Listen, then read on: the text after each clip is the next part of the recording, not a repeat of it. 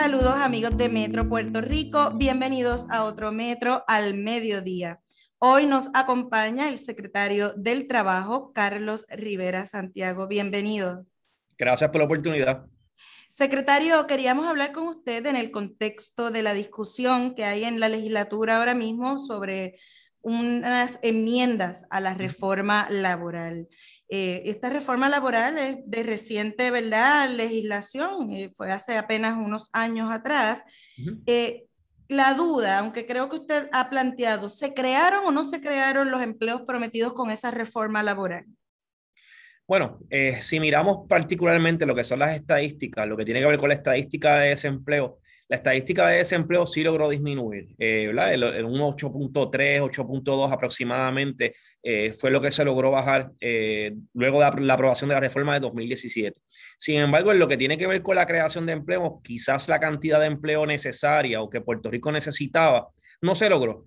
Y me explico. Antes de la reforma laboral, en Puerto Rico la participación laboral era un 40%.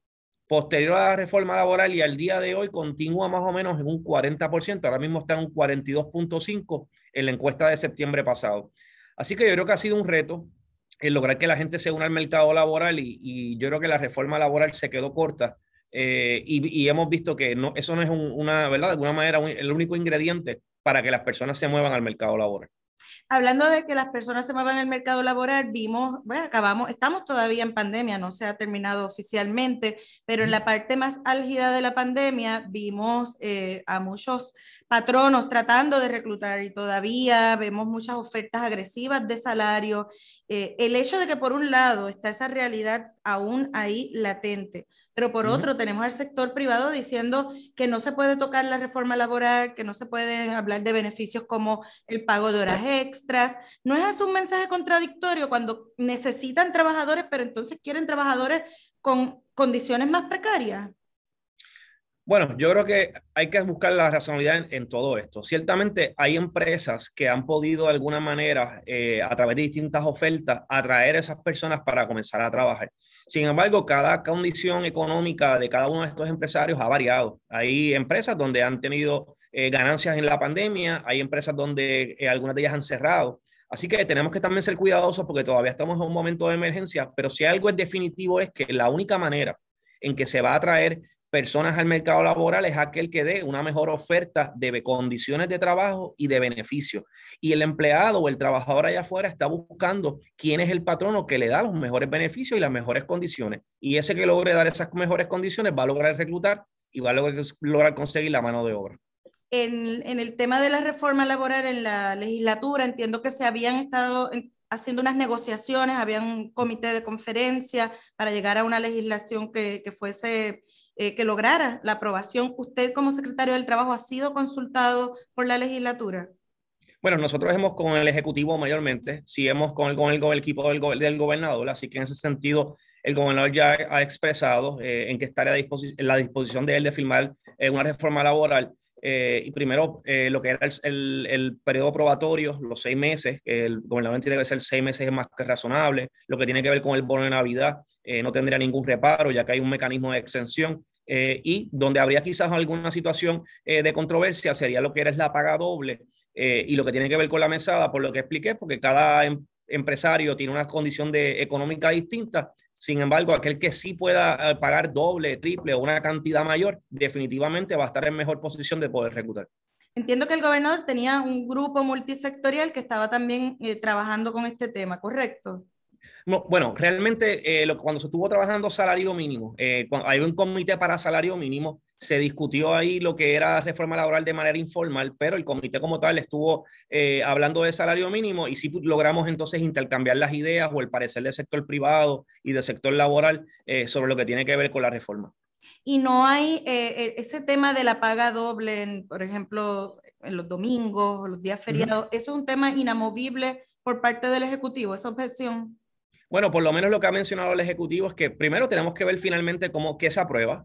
Hay que ver la razonabilidad en todo esto. Aquí la mayor preocupación es el pequeño y mediano comerciante. Comúnmente hablamos a veces de este tipo de medidas, pensamos en las multinacionales esa usualmente no tiene ningún problema en pagarlo. Estamos hablando de ese puertorriqueño o puertorriqueña que tiene su colmado, su negocio pequeño, y que entonces se pudiese ver perjudicado y que, como indiqué, no es la misma situación económica de este pequeño comerciante a quizás a una multinacional. Claro. Hablando de otro tema, estamos ya bien cerquita de las Navidades, de hecho los árboles de Navidad ya están puestos por ahí por todos lados. El bono de Navidad, la gente siempre está muy pendiente a esto. De hecho, aquí en Metro, una de las notas más leídas es cuando se publica el listado Sí. de los patronos. ¿Hasta cuándo tienen los patronos para solicitar la exención del pago del bono? La extensión por virtud de ley es hasta el 30 de noviembre. Tiene que entregarse en nuestras oficinas de verdad, de manera presencial, entregar los documentos, que siempre tiene que tener un estudio, un CPA, ¿verdad? Compilado, donde está certificando la situación económica de la empresa y cumplir con toda la información o los documentos que se requieren. Pueden acudir a nuestra página de internet www.trabajo.pr.gov. Ahí el patrón entonces tiene toda la información, pero tiene que radicarlo el 30 de noviembre. Aquel patrono que no pida exención está obligado a pagar el bono de Navidad, que siempre se tiene que pagar en o antes del 15 de diciembre. Y al momento, si tiene el dato, ¿cuántos patronos han solicitado la exención?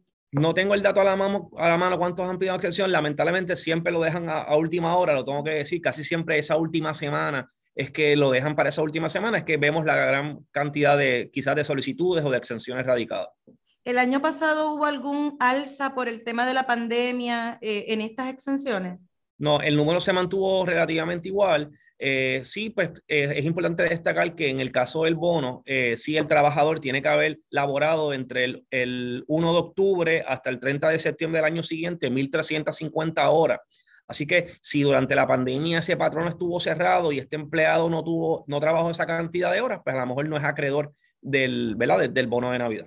Casi siempre hay unos perfiles de compañías que son las más que solicitan la exención de este bono, ¿correcto? Sí, Agencias de guardias de seguridad, fast foods, sí, colegios.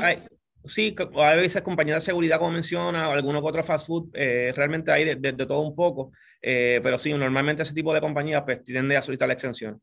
En términos del gobierno, que usted sepa, se va a pagar el bono.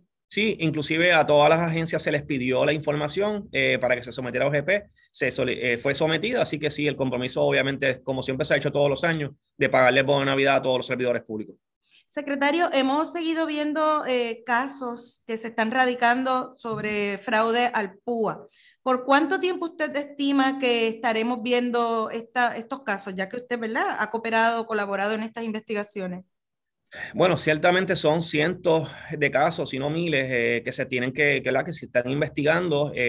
Son transacciones que se auditan y se hacen distintos referidos. Me atrevería a decir que quizás pudiésemos estar entre 8 a 12 meses adicionales como poco, ya que habían más de 900,000 solicitudes y son muchos casos que se están trabajando e investigando, así que vamos a estar buen tiempo investigando y haciendo este referido. Hablando de PUA y desempleo, todavía a nosotros nos están llegando quejas de personas del tema de los famosos cheques perdidos, ¿no? En el Sí. correo.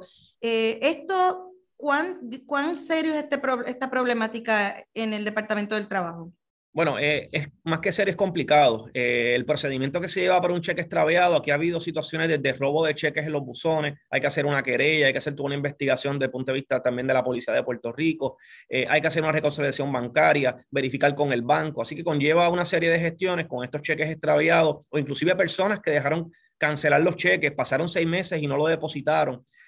Ha habido casos donde también, como existe lo del fotodepósito, algunos bancos o instituciones bancarias pueden depositar por foto, pues se tiene que hacer toda una investigación y eso retrasa aún más, dado la gran cantidad de casos y la limitación de recursos, pero estamos trabajando con esos casos. Sí había habido un desembolso de sobre $2 millones, si mi memoria no me falla, precisamente de personas con esta situación de cheques, donde salió el pago por depósito directo. El llamado siempre ha sido es que utilicen el depósito directo para evitar esta situación.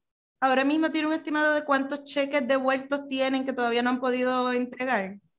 No, tendría que verificar cuánto es el dato de ese particular. Sí sé que, como le mencioné, que hemos salido una gran cantidad porque hicimos ese desembolso hace unas semanas atrás. Bueno, pues secretario, muchas gracias por haber estado con nosotros este ratito acá en el mediodía con Metro. Gracias por la información. Ustedes, amigos de Metro Puerto Rico, buen provecho en este Al Mediodía con Metro. Conectamos más adelante.